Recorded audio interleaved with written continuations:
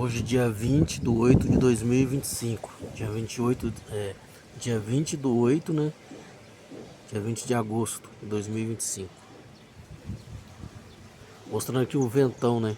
Ontem ventou bastante. Ontem foi dia 19, ventou bastante. Hoje tá ventando bastante de novo.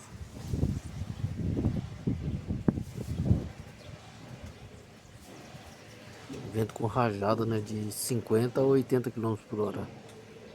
Isso aí são rajadas, né? Não vento, no caso. O vento deve estar uns 30 quilômetros por hora por aí, 32 por aí.